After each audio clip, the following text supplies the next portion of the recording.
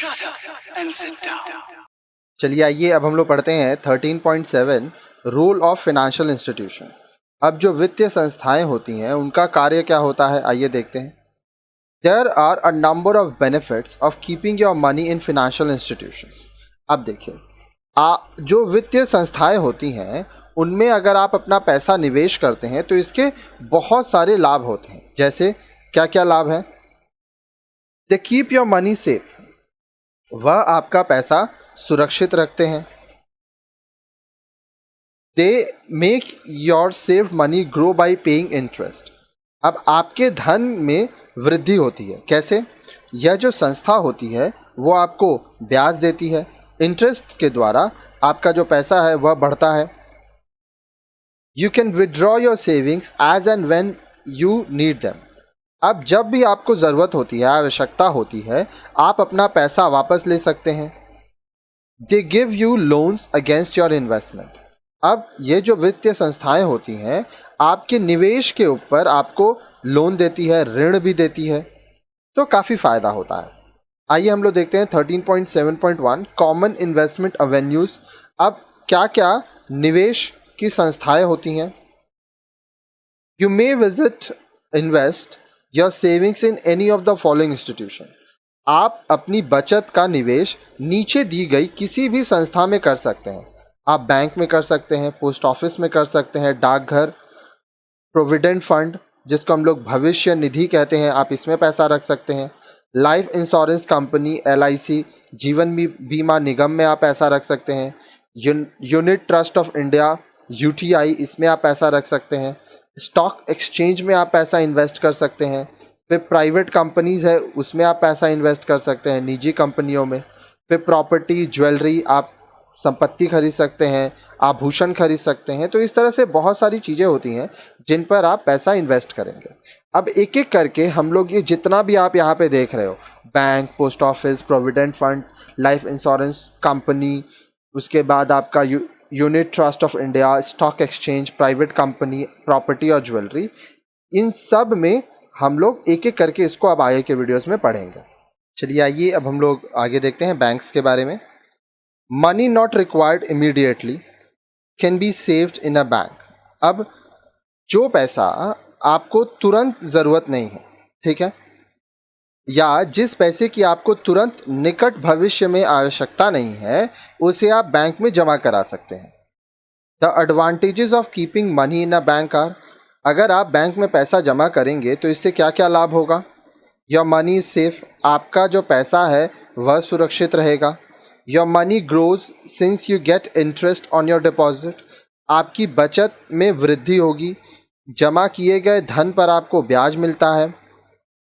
You can withdraw money from the bank when ever you need it, आपको जब भी ज़रूरत होगा आप यह पैसा बैंक से निकाल सकते हैं, ठीक है, और इस्तेमाल कर सकते हैं। अब देखिए आगे बोल रहा है you can take loan against your money kept in the fixed deposit of your bank account. अब देखिए, अपने जमा किए हुए पैसे के आधार पर आप बैंक से लोन ले सकते हैं। अब यहाँ बोल रहा है how to open a savings bank account. अब बैंक में बचत खाता कैसे खोला जा सकता है, आइए वो देखते हैं। Your request for opening a savings account will have to be made on the prescribed form of the bank. अब देखिए, बैंक द्वारा बनाए गए एक विशेष आवेदन पत्र पर आप बचत खाता खोलने के लिए रिक्वेस्ट कर सकते हैं, आवेदन कर सकते हैं, ठीक है। Besides giving the relevant particulars, you will need to furnish the specimen of your signature and copies of 2 passport size photographs.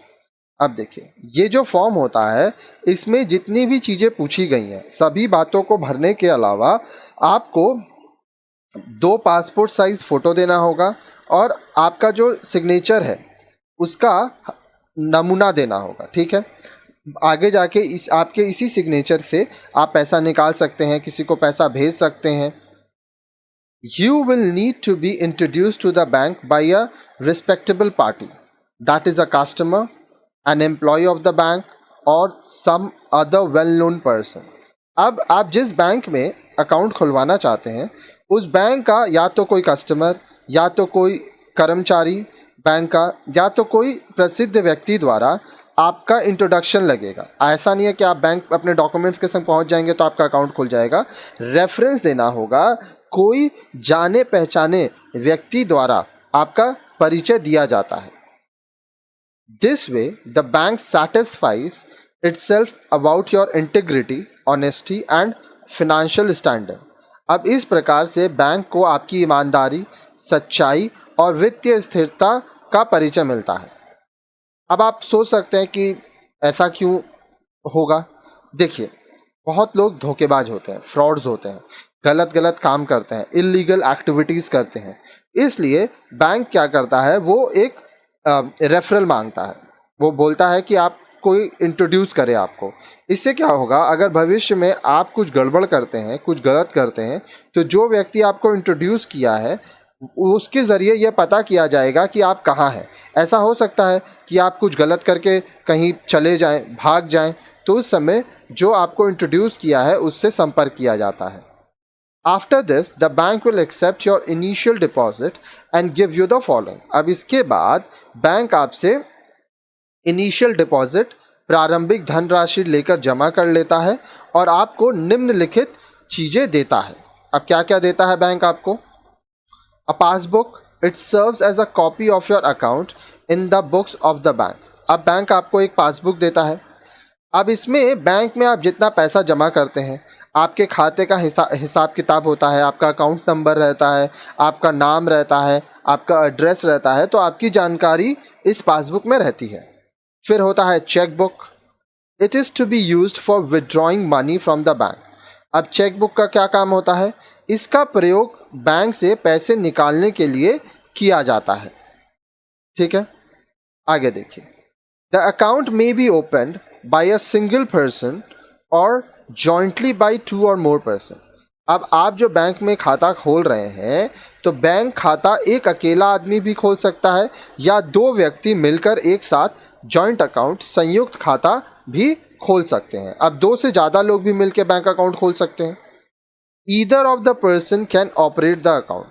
अब मान लीजिए जॉइंट अकाउंट है, तो इसमें से कोई भी एक व्यक्ति बैंक का काम कर सकता है, अपने अकाउंट का काम कर सकता है।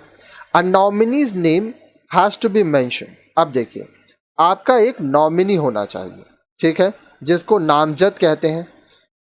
You can start a saving account with ₹1000 but this may be changed by bank at any time. अब जब आप बैंक में अकाउंट खोलते हैं, बचत खाता खोलते हैं, तो केवल 1000 रुपया से आप अकाउंट खोल सकते हैं, पर यह जो राशि है वो बैंक द्वारा बदली जा सकती है। अलग अलग बैंक में अलग अलग अमाउंट रहता है। अब यहाँ पे आप एक वर्ड देखें, नॉमिनी। अब नॉमिनी क्या होता है? मान लीजिए मेरा बैंक अकाउंट है, ठीक है, उसमें पैसा है। अब मेरे संग कुछ हादसा हो जाता है और मैं मर जाता हूँ, ठीक है, तो वो जो पैसा है वो किसको देगा बैंक? वो पैसा नॉमिनी को मिलेगा। Nominee is a person who would get the saved money in case the account holder dies। नामजद व्यक्ति वह होता है जो खाता धारक के मर जाने के बाद उसके अकाउंट में जमा की गई राशि का उत्तराधिकारी होता है। ठीक है। Post office. अब देखिए, डाकघर, आप डाकघर में भी पैसा रख सकते हैं। Similar to a bank account you can also save money in the post office. अब बैंक अकाउंट की तरह आप पोस्ट ऑफिस में भी पैसा रख सकते हैं, पैसा जमा कर सकते हैं। Saving in a post office has the following advantages. अब अगर आप डाकघर में पैसा रखते हैं तो आपके निम्नलिखित लाभ होगा। They are conveniently located. अब जो पोस्ट ऑफिस है यह सुविधाजनक स्थान पर बने होते हैं।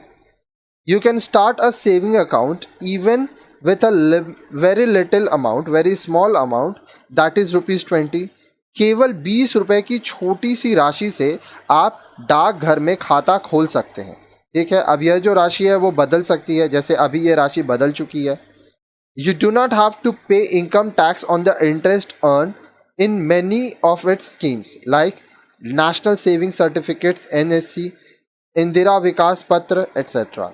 अब डाकघर द्वारा चलाई गई बहुत सी योजनाएं होती हैं और अगर आप उस योजना में पैसा निवेश करते हैं तो आपको आयकर नहीं देना होगा, इनकम टैक्स नहीं देना होता है। जैसे नेशनल सेविंग सर्टिफिकेट्स, राष्ट्रीय बचत पत्र, इंदिरा विकास पत्र, इस तरह से वो होती हैं। You can also get rebate in income tax by investing in many of its scheme. The method of opening an account is the same as that in a bank. अब डाकघर में बहुत सारी योजनाएं होती हैं और ये जो डाकघर की योजनाएं हैं उनके अनुसार आपको इनकम टैक्स में, आयकर में छूट मिलती है। अब कौन से योजना में कितना छूट मिलेगा उसकी जानकारी आपको पोस्ट ऑफिस, डाकघर से मिल जाएगी। साथ ही साथ डाकघर में भी अगर आपको खाता खोलना है तो जिस तरह से आप बैंक में खाता खोले थे वही तरीका यहाँ भी अपनाया जाता है। ठीक है, आइए आगे देखते हैं प्रोविडेंट फंड, जिसको हम लोग भविष्य निधि कहते हैं। To protect the salaried people in old age after retiring from service, the government has introduced a retirement benefit scheme called the provident fund scheme. अब देखिए, जो लोग सैलरीड हैं, मतलब हर महीना जिनको पैसा मिलता है, अब सरकार क्या करता है कि जब ये लोग बूढ़े हो जाएंगे तब तो ये काम नहीं कर पाएंगे, तब इनको सुरक्षा देने के लिए सरकार एक रिटायरमेंट बेनिफिट स्कीम लाया है, ठीक है, जिसको भविष्य निधि प्रोविडेंट फंड स्कीम कहते हैं। अब ये क्या होता है? The main purpose of the scheme is to provide for compulsory saving out of the current income of the employee. अब देखिए, यह जो योजना है इसका मुख्य उद्देश्य यह है कि आपको कंपलसरी, अनिवार्य रूप से बचत करना ही होगा। The employer gives the employee the saved amount together with the interest at the time of retirement.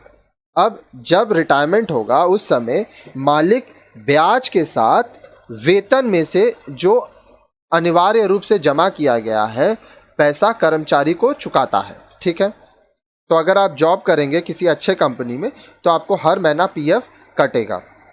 While the money accumulates in the fund, the government uses it for the development many projects in the country. So by investing in provident fund, you serve two purposes. अब देखिए, जब आप provident fund में पैसा डालते हैं तो इस भविष्य निधि में जमा होने वाली जो राशि है वह सरकार देश के विकास के कार्यों में लगा सकती है। ठीक है, और इस प्रकार से जब आप भविष्य निधि में पैसा निवेश करते हैं तो आपके दोहरे उद्देश्य की पूर्ति होती है। आप दो तरह से आपका फ़ायदा होता है, आपका उद्देश्य होता है। You provide for your self in old as, आप अपनी वृद्धावस्था के लिए पैसा सुरक्षित कर लेते हैं। And you help in the development projects of the country, साथ ही साथ आप देश के विकास कार्यों में भी मदद करते हैं। और देखिए, देश का जब विकास होगा तो उससे आपका भी तो फायदा होगा क्योंकि आप इसी देश में रह रहे हैं। The main feature of provident fund are, अब भविष्य निधि योजना जो होती है उसके मुख्य गुण क्या होते हैं, आइए वो देखते हैं हम लोग। Every month a certain percentage of the basic salary is compulsorily deducted from the employee's salary. This deduction is the contribution towards the fund. अब हर महीना जो कर्मचारी का वेतन होता है उसमें से अनिवार्य रूप से कुछ निश्चित धनराशि इस योजना में जमा हो जाती है। यह भविष्य निधि योजना के लिए कर्मचारी सहयोग होता है। An interest is worked on the contribution. A record of the contributed money and the interest earned on it is maintained by the employer. A copy of the same is also given to the employee. अब देखिए, यह जो पैसा आप invest कर रहे हैं provident fund में, भविष्य निधि में, इस पर आपको ब्याज मिलता है, इंटरेस्ट मिलता है। अब जो आपका एम्प्लॉयर है, जो आपको नौकरी दिया है, वो आप कितना पैसा इन्वेस्ट किए हैं, आपको कितना इंटरेस्ट मिला है, इसका पूरा जानकारी रखता है। साथ ही साथ आपको भी यह जानकारी देता है। The money deposited and the interest on it are both exempt from income tax. अब जब आप पीएफ में, प्रोविडेंट फंड, भविष्य निधि में पैसा रखते हैं तो जमा की हुई राशि और उस पर लगा हुआ जो ब्याज रहता है इसके ऊपर आपको इनकम टैक्स नहीं देना होता है। You can take a loan against the money deposited. अब आप जो पैसा डिपॉजिट किए हैं इस पर आप ऋण ले सकते हैं, लोन ले सकते हैं। आगे देखिए, there are 2 types of provident fund scheme. अब भविष्य निधि योजना के 2 प्रकार होते हैं। एक होता है जनरल प्रोविडेंट फंड GPF, जिसको सामान्य भविष्य निधि कहते हैं। This is suitable for all salaried people. अब यह सभी वेतन भोगी कर्मचारियों के लिए उपयुक्त है। सैलरीड पीपल मतलब वेतन भोगी कर्मचारी। If desired the employees can increase the contribution towards the fund. अगर वो चाहें तो इसमें कर्मचारी अपनी इच्छा से अपने द्वारा जमा की जाने वाली राशि को बढ़ा सकते हैं। At the time of retirement, the employees gets both the contribution and the interest in a lump sum. जब वो रिटायर हो जाते हैं तो रिटायरमेंट के बाद या रिटायरमेंट के समय कर्मचारी को ब्याज के साथ पूरी रकम एक साथ मिल जाती है। और यह जो चीज़ है वो काफ़ी ज़्यादा अमाउंट होता है। अब सोचिए, अगर आप जॉब कर रहे हैं और 20 साल 25 साल तक आप प्रोविडेंट फंड में पैसा डालते हैं तो आपको काफ़ी पैसा मिलता है। अब यहाँ पे एक सवाल उठ सकता है कि हम लोग ज़्यादा पैसा क्यों इन्वेस्ट करें। देखिए, आप मान लीजिए अगर महीना का अभी 10,000 कमा रहे हैं, तो अगर आप इन्वेस्ट नहीं करेंगे तो ये 10,000 तो आपके लिए कम पड़ेगा, ये तो पूरा पैसा आप खर्च कर देंगे। लेकिन अगर आप मान लीजिए इन्वेस्ट करते जा रहे हैं, फिर जब आपको 20 साल बाद पैसा मिलेगा तो सोचिए कितना मिलेगा। इसका मैं आपको एक उदाहरण देता हूँ, आइए ध्यान से समझ लीजिए। मान लीजिए आप अभी 25 साल के हैं, ठीक है, आपका उम्र 25 ईयर्स है। अब आप हर महीना 1,000 रुपया आप अपना प्रोविडेंट फंड में डालते हैं, ठीक है। अब ये 1,000 रुपया आप 12 महीना डालेंगे तो आप एक साल में 12,000 रुपया डालें, ठीक है। अब सोचिए यही चीज़ आप 10 साल की है तो 12,000 इंटू 10 ये कितना हुआ, 1,20,000, ठीक है। अब सोचिए आप 25 साल से 45 साल तक 20 साल अगर ये चीज़ करते तो आप 2,40,000 रुपया आपका प्रोविडेंट फंड में है, ठीक है। अब इसके ऊपर आपको इंटरेस्ट मिलेगा, तो इंटरेस्ट मिलके जो आप 1,000 रुपया हर महीना सेव कर रहे हैं ये पैसा बहुत हो जाएगा। और इसके बहुत सारे स्कीम्स होते हैं, तो सोचिए एक साथ आप 2,40,000 प्लस इंटरेस्ट, हर महीना का इंटरेस्ट मिलता है आपको, कंपाउंड इंटरेस्ट रहता है इस पर, ठीक है। तो इससे जब आपको पैसा मिलेगा तो वो बहुत ज़्यादा मिलेगा और ये पैसा आप इस्तेमाल कर सकते हैं। If the employ needs money before retirement, say for the marriage of children और for the construction of a house, a loan can be taken from the provident fund. अब मान लीजिए ऐसा होता है कि जो एम्प्लॉई है, जो कर्मचारी है, उसको रिटायरमेंट से पहले पैसा चाहिए, अपने बच्चों के शादी करने के लिए पैसा चाहिए या अपना घर बनाना है उसके लिए पैसा चाहिए, तो वो अपने प्रोविडेंट फंड के ऊपर लोन ले सकता है, इंटरेस्ट पे करेगा और उसको लोन मिल जाएगा। The money withdrawn can be return to the fund in easy instalment every month. अब यह जो लोन मिलता है यह राशि आसानी से किश्तों में वापस की जा सकती है। तो इस तरह से आपका फ़ायदा है और आपके पास पैसा रहेगा तो आपका सर किसी के सामने नहीं झुकेगा। फिर आता है public provident fund PPF, Lok Bhavishya Nidhi. Any self employed person can open this account with the state bank of India और द पोस्ट ऑफिस। अब इसमें कोई भी स्वरोजगार में लगा हुआ व्यक्ति स्टेट बैंक ऑफ इंडिया या डाकघर में खाता खोल सकता है। The money may be deposited either regularly in instalment or in lump सम। अब जो पैसा डाला जा रहा है इसमें पैसा एक साथ या किश्तों में जमा किया जा सकता है। After 5 years the investor can take back certain percentage of this money. 5 साल के बाद जो निवेशक है वो अपनी जमा राशि का कुछ प्रतिशत वापस भी ले सकता है। The investor also enjoys income tax relief. Loan can be taken against the money invested in the fund. अब देखिए, जो निवेश कर रहा है वो इस निवेश में PPF में अगर आप पैसा लगा रहे हैं तो आपको इनकम टैक्स नहीं देना है, जो पैसा आप लगाए हैं उसके ऊपर आपको टैक्स नहीं देना, इनकम टैक्स। साथ ही साथ इस योजना के निवेश के तहत अगर आपको ज़रूरत पड़ने पर, आवश्यकता पड़ने पर भी आप ऋण ले सकते हैं, लोन ले सकते हैं। फिर आता है इंश्योरेंस पॉलिसी, जिसको बीमा पॉलिसी कहते हैं। Insurance is a means by providing security against loss caused by natural और मैन मेड फैक्टर्स। अब देखिए बीमा पॉलिसी क्या होता है। बीमा पॉलिसी के माध्यम से प्राकृतिक या मानव निर्मित कारणों से हुई हानि के लिए सुरक्षा मिलती है। When one takes an insurance policy, one has to enter into a contract with the insurance company. जब कोई व्यक्ति या जब कोई आदमी बीमा पॉलिसी लेता है तो उसे बीमा कंपनी के साथ एक समझौता करना पड़ता है, एक कॉन्ट्रैक्ट करना पड़ता है। Under the contract the insured has to pay a sum of money known as the premium periodically to the insurance company. अब देखिए कॉन्ट्रैक्ट के अनुसार, समझौते के अनुसार बीमा करवाने वाला व्यक्ति प्रति माह, हर महीने एक निश्चित रकम का भुगतान करता है जिसे प्रीमियम कहते हैं। ठीक है। In return the insurance company makes good the loss suffered by the insured person और agrees to make a compensation for the loss incurred. अब देखिए इसके बदले में बीमा कंपनी बीमा करवाने वाले के नुकसान की पूरी कीमत अदा करती है। अब यहाँ पे जो पूरी कीमत है वो भी आपको समझनी पड़ेगी, ध्यान से समझ लीजिएगा। मान लीजिए आप इंश्योरेंस कराते हैं 5 लाख रुपया का, ठीक है, और आपका लॉस हो जाता है 6 लाख रुपया, ठीक है।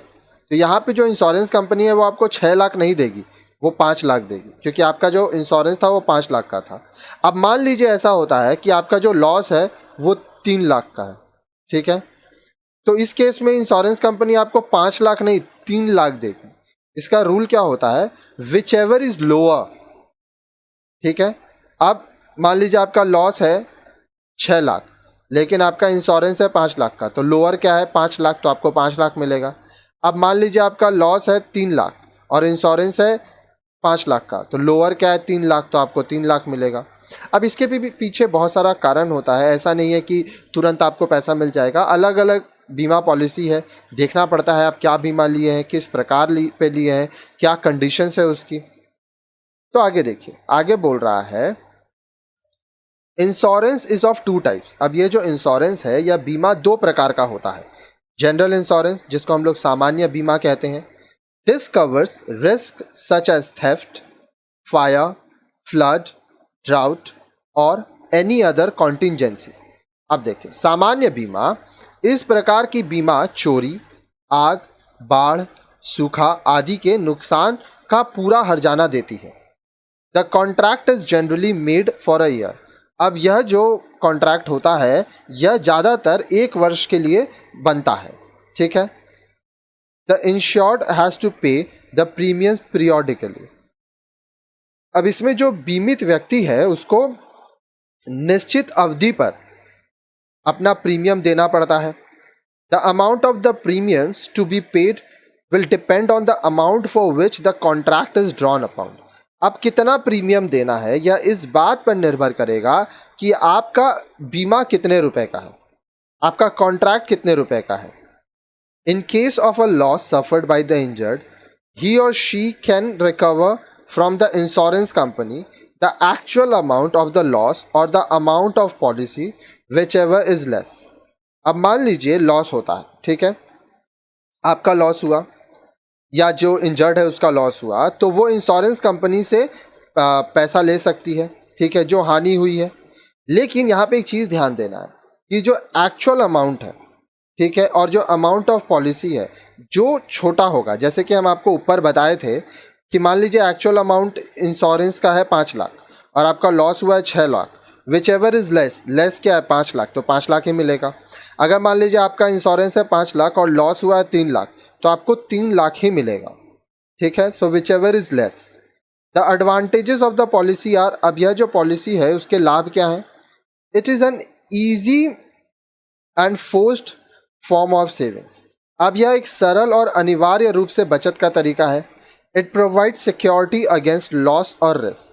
अब यह किसी भी हानि या दुर्घटना की संभावना के प्रति सुरक्षा प्रदान करती है। फिर आता है लाइफ इंश्योरेंस, जिसको हम लोग जीवन बीमा कहते हैं।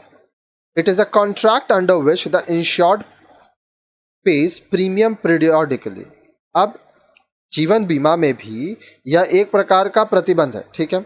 ये एक ऐसा कॉन्ट्रैक्ट है जिसमें जो इंश्योर्ड है, जो बीमा करवाया है, वह एक नियम से अपना प्रीमियम देता है। How much the premium will depend upon the total amount of the policy and the number of years for which the policy is drawn up. अब देखिए, प्रीमियम कितना होगा यह इस बात पर निर्भर करता है कि पॉलिसी अमाउंट कितना है और यह पॉलिसी कितने सालों तक के लिए है। At the end of the period the money along with the interest is return to the insured. अब जब इसकी अवधि समाप्त हो जाती है तो जमा की गई बचत की राशि ब्याज के साथ वापस कर दी जाती है।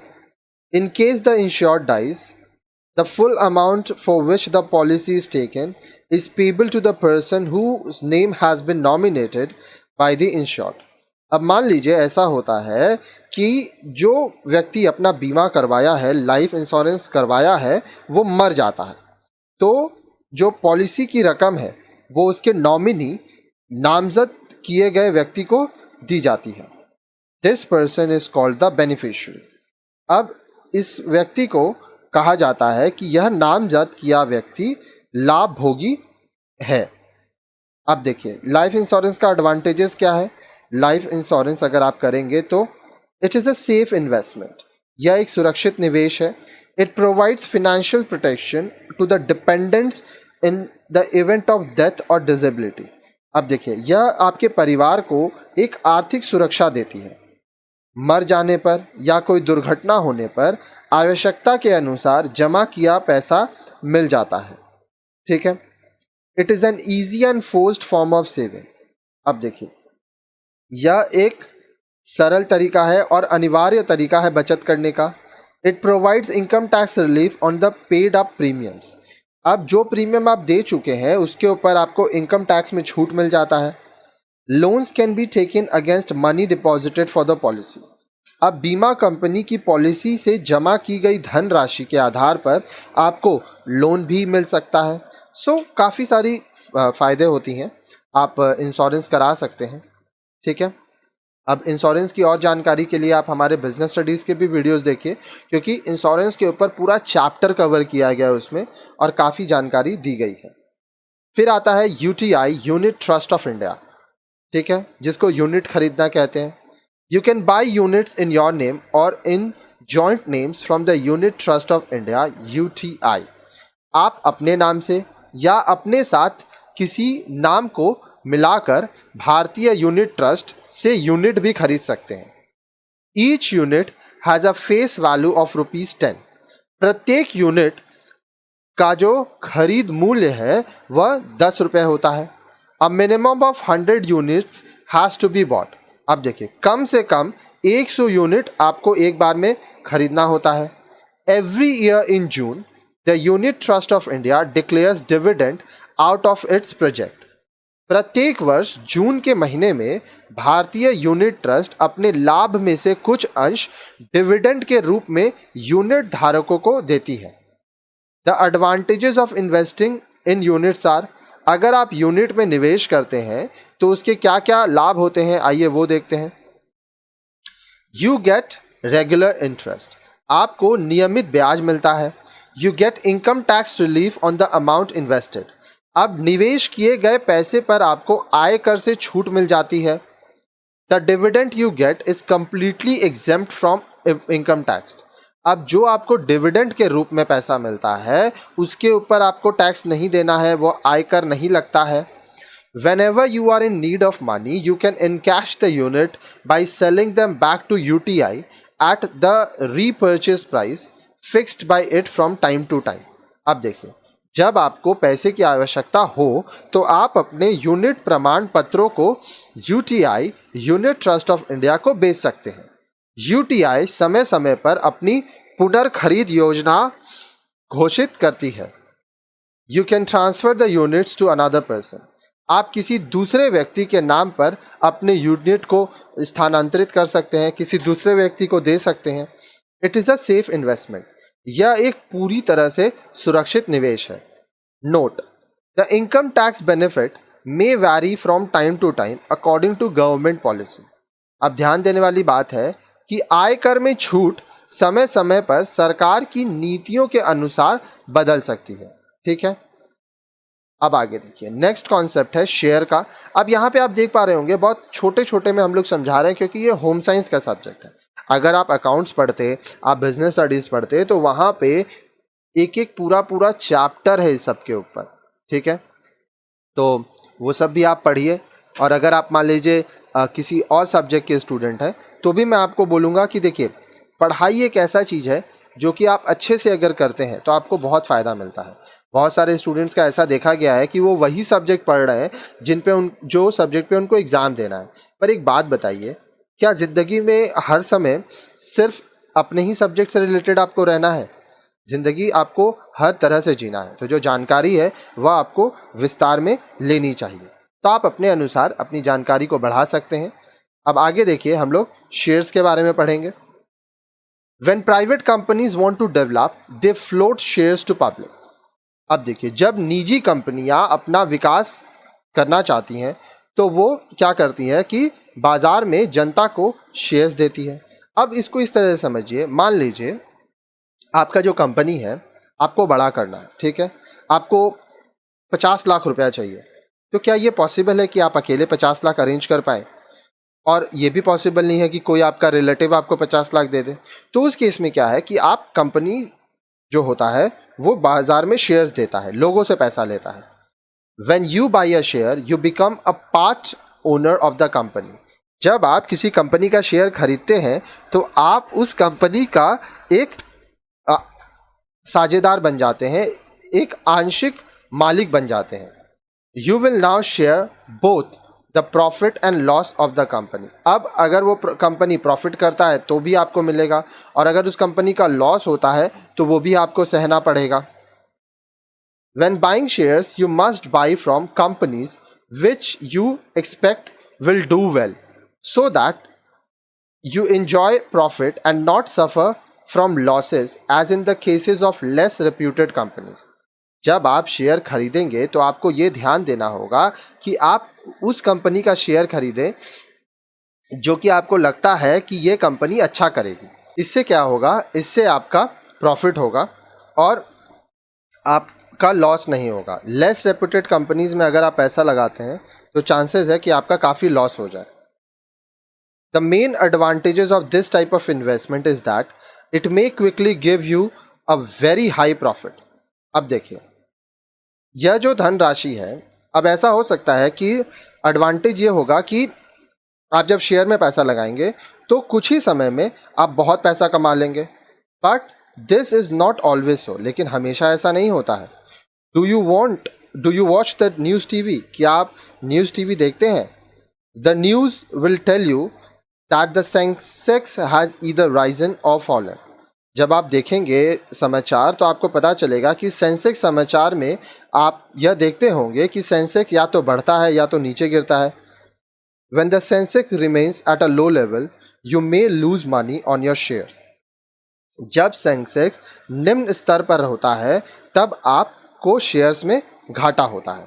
ठीक है, आगे देखिए, डिबेंचर्स। ठीक है, अब डिबेंचर के बारे में पढ़िए। Debentures are also known as bonds. Debenture को बॉन्ड भी कहा जाता है। When you purchase a debenture from a company, it means that you have loaned the money to the company. जब आप किसी कंपनी का डिबेंचर खरीदते हैं तो इसका मतलब यह हुआ कि आप उस कंपनी को अपना पैसा उधार दिए हैं, ऋण दिए हैं। In return, the company promises to pay back the investor not only the amount invested but also a fixed rate of interest on it at a regular intervals. उसके बदले में कंपनी आपको आपके निवेश की हुई धनराशि ही नहीं लौटाती, पर उसके ऊपर आपको नियमित रूप से एक निश्चित ब्याज देती है। तो डिबेंचर में आपका पैसा डूबेगा नहीं, आपको एक फिक्स्ड इंटरेस्ट मिलेगा। When compared to investing in shares, this is safer method of investment. You get your interest irrespective of the company's profit or loss. अब देखिए, यदि हम इस प्रकार के निवेश की तुलना शेयर खरीदने से करते हैं तो डिवेंचर में निवेश करना अधिक सुरक्षित है। आपको अपना पैसा और ब्याज मिलेगा ही मिलेगा, चाहे कंपनी को लाभ हो या घाटा। अब देखिए शेयर्स में क्या था, कंपनी प्रॉफिट करेगी तो आपको प्रॉफिट मिलेगा, कंपनी लॉस होगा तो आपको लॉस होगा। डिबेंचर्स में मान लीजिए यह है कि आपको लिखा है 10% डिबेंचर, ठीक है, तो कंपनी प्रॉफिट में हो या लॉस में हो आपको 10% मिलेगा ही मिलेगा। तो ये सब चीज़ें आपको देखनी है। नेक्स्ट है प्रॉपर्टी और ज्वेलरी। अब आप संपत्ति ले सकते हैं, आभूषण में निवेश कर सकते हैं। If you have a large saving you can buy any one of these and keep it with you. You can sell it at a later date when its price goes up. अब मान लीजिए आपके पास काफ़ी पैसा है तो आप इन दोनों में से कुछ भी खरीद सकते हैं या दोनों ही खरीद सकते हैं। आप संपत्ति भी खरीद सकते हैं, आभूषण भी खरीद सकते हैं, और जब इनके दाम बढ़ जाएंगे तो और आपको आवश्यकता होगी तो आप इनको बेचकर आप फायदा कमा सकते हैं। The disadvantage here is that when you wish to sell off your property it may take long time to get a suitable buyer. अब देखिए जब आप प्रॉपर्टी लेते हैं तो इनमें निवेश करने में कठिनाई आती है, और एक प्रॉब्लम ये है कि मान लीजिए जब आप अपना प्रॉपर्टी बेचना चाहते हैं तो तुरंत आपको खरीदार मिल जाए यह ज़रूरी नहीं है, खरीदार मिलने में समय लगता है। When you sell off your jewellery a certain amount of loss may be faced in the weight of the jewellery. अब मान लीजिए अगर आप अपने आभूषणों को बेचते हैं तो कुछ बट्टा लगता है, कुछ चीज़ काट लिया जाता है, ठीक है, तो उसको आपको घाटा उठाना पड़ता है। यू कैन प्लेज गोल्ड और property for obtaining loans in case of emergency. अब पैसे की अगर आपको आवश्यकता पड़ेगी तो आप अपने संपत्ति को या अपने आभूषण को गिरवी भी रख सकते हैं। Depending upon various characteristics like safety, liquidity, return on money invested, exemption from tax and availability of loan, most of the investment schemes can be plotted in a simple chart. अब देखिए हम लोग एक चार्ट देखेंगे और नीचे दिए गए चार्ट के माध्यम से जो अलग अलग तरह के निवेश संस्थाएं होती हैं उनकी योजनाओं में निवेश करने की जो जमा राशि कितनी सुरक्षित रहती है, फिर आपका जो पैसा है उससे आप कितना आसानी से वो पैसा निकाल सकते हैं, साथ ही साथ किस तरह से पैसा बढ़ेगा और किस में आपको आयकर में छूट मिलेगा, किस में आपको लोन मिल सकता है। तो आइए ये सब हम लोग एक चार्ट के मदद से देखते हैं और समझने की कोशिश करते हैं, ठीक है। तो आइए ध्यान से देखिए और समझिए। यहाँ पे ये है इंस्टीट्यूशन, ये है characteristics of selected investment schemes. निवेश योजना का चयन हम लोग कैसे करेंगे, विशेषता क्या होता है। सबसे पहले हम लोग इंस्टीट्यूशन देखेंगे, फिर safety, liquidity, return, tax exemption, आयकर में छूट, और लोन फैसिलिटी मतलब ऋण की सुविधा। अब अगर आप सेविंग्स बैंक अकाउंट करते हैं तो ये सेफ है, सुरक्षित है, लिक्विडिटी है, इसमें तुरंत आप जब चाहे पैसा निकाल सकते हैं, रिटर्न आपको मिलता है। अच्छा, सेविंग्स बैंक अकाउंट में आपको टैक्स में छूट नहीं मिलता है, और लोन फैसिलिटी सिर्फ फिक्स डिपॉजिट है, अगर आप फिक्स डिपॉजिट में पैसा रखें तभी आपको लोन ले सकते हैं आप। पोस्ट ऑफिस सेविंग्स अकाउंट खोलेंगे अगर आप डाकघर में अपना बचत खाता खोलते हैं तो सेफ है, लिक्विडिटी है, जब चाहे पैसा निकाल सकते हैं, रिटर्न मिलता है, टैक्स में छूट मिलता है, लेकिन आप लोन नहीं ले सकते। नेशनल सेविंग्स सर्टिफिकेट NSC, राष्ट्रीय बचत पत्र सेफ है, लेकिन आप लिक्विडिटी नहीं है, आप जब चाहे तब पैसा नहीं निकाल सकते। रिटर्न मिलता है, टैक्स में छूट मिलता है, लेकिन आप लोन नहीं ले सकते हैं इस पर, ठीक है। फिर आता है जनरल प्रोविडेंट फंड GPF, सुरक्षित है लेकिन लिक्विडिटी नहीं है, तुरंत जब चाहे आप पैसा नहीं निकाल सकते। रिटर्न मिलता है इस पर आपको, टैक्स में छूट मिलता है, आप लोन भी ले सकते हैं। फिर आता है PPF provident fund, public provident fund, ये सेफ है लेकिन तुरंत आप जब चाहे पैसा नहीं निकाल सकते, रिटर्न मिलता है इस पर आपको, फिर आपको इस पर इनकम टैक्स छूट मिलता है, साथ ही साथ आप लोन ले सकते हैं। फिर आता है जनरल इंश्योरेंस। तो देखिए जनरल इंश्योरेंस सेफ है लेकिन आप जब चाहें जनरल इंश्योरेंस से पैसा नहीं निकाल सकते, रिटर्न मिलता है, टैक्स में छूट नहीं मिलता है, लोन नहीं ले सकते उसके ऊपर। फिर आता है लाइफ इंश्योरेंस, सेफ है, उसके बाद आप जब चाहें पैसा नहीं निकाल सकते लाइफ इंश्योरेंस से, रिटर्न मिलता है इसके ऊपर, इनकम टैक्स का छूट मिलता है, इसके अगेंस्ट में आप लोन भी ले सकते हैं। अगर आप यूनिट्स खरीदते हैं जिसको हम लोग UTI कहते हैं, यूनिट ट्रस्ट ऑफ इंडिया, ये सेफ़ है, आपको जब चाहें आप यूनिट ट्रस्ट ऑफ इंडिया बेचकर पैसा निकाल सकते हैं। इस पे आपको रिटर्न भी मिलता है और आपको टैक्स में छूट मिलता है, लेकिन इसके अगेंस्ट आप लोन नहीं ले सकते। शेयर्स सेफ़ नहीं है, क्योंकि बाज़ार अगर बढ़ेगा तो आपका प्रॉफिट, बाज़ार गिरेगा तो आपका लॉस। साथ ही साथ आप तुरंत जब चाहें अपना पैसा लिक्विड नहीं कर सकते, निकाल नहीं सकते। इसका एक प्रोसीजर होता है, तरीका होता है, जो हम लोग शेयर्स के चैप्टर में आपको पढ़ाए हैं। फिर इंटरेस्ट मिलता है, पैसा आपका बढ़ता है, इसमें रिटर्न मिलता है, एक्चुअली इंटरेस्ट तो नहीं, रिटर्न मिलता है। साथ ही साथ इनकम टैक्स में छूट नहीं मिलता है, इसके अगेंस्ट आप लोन नहीं ले सकते। नेक्स्ट है डिबेंचर, सेफ है, लिक्विडिटी आसान नहीं है, आप जब चाहें तब पैसा नहीं निकाल सकते। इसमें आपको रिटर्न मिलता है, फिक्स्ड इंटरेस्ट मिलता है, टैक्स में छूट नहीं है, इसके अगेंस्ट लोन नहीं ले सकते। गोल्ड या प्रॉपर्टी सेफ तो नहीं है, ठीक है, लेकिन इस पे आप जब चाहें लिक्विड कर सकते हैं, आप चाहें तो आपका पैसा आप निकाल सकते हैं, ठीक है। उसके बाद यहाँ पे आपको रिटर्न मिलता है, ठीक है। तो जो रिटर्न मिलता है वो आप गोल्ड बेच सकते हैं, अपने प्रॉपर्टी को बेच सकते हैं। साथ ही साथ टैक्स में छूट नहीं है, इसके अगेंस्ट आप जैसे ऋण सुविधा नहीं है, लेकिन अब बहुत सारा ऐसा फिनेंशियल इंस्टीट्यूशंस है जो कि आपको गोल्ड के बदले, आपके प्रॉपर्टी के बदले आपको लोन देता है। तो इस तरह से काफ़ी सारी चीज़ें हैं जो आके आप पढ़ें। आप नेक्स्ट वीडियो देखिए।